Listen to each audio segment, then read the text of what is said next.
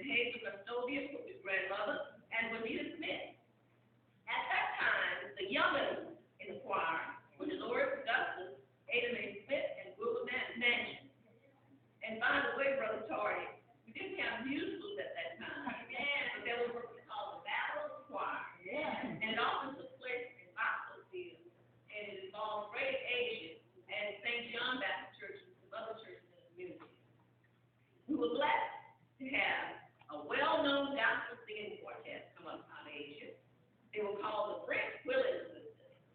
Sisters Pearl and Rita Brown, and Sisters Carrie Sherman and Mildred Johnson. They were the aunt and mother of Freddie. Now, their heyday, of course, was before my time.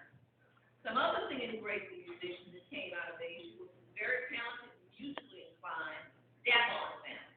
Oh, yeah. And then, of course, there was a songbird, Ada Mae Smith. Sister Hazel Stevens was a kid. We didn't have an organ at the time. And incidentally, Sister Hazel Stevens wore many hats. She was a church clerk, too, and she owned that local Dairy Queen over there on St. Claude Avenue. And she was also one of the church's trustees. The other trustees were Brothers Lou Smith, Ernest Madison, Rachel Anderson, Sister Rita Brown, and a young sister, Naola Howard, who you know as Rose Howard, mother of Leslie Howard and Linda Curtis.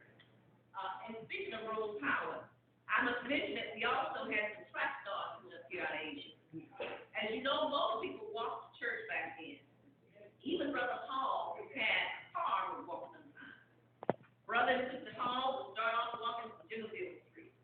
Of course, years later, the caravan of walkers began on Alton Street where Reverend Bridges and his family lived. Anyway, when the walkers would pass in front of the Senate Court, from there, Mama Nellie, my mother, and the children would join in.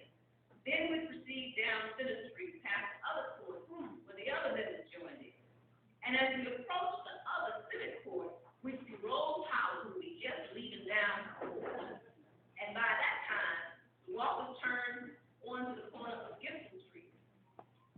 Sister Rose Howard was already several blocks ahead of us. There was no one in the group, young or old, who could catch up with her in her walk. And when our group of walkers would finally arrive at church, Rose Howard would have already been there 10 to 15 minutes ahead.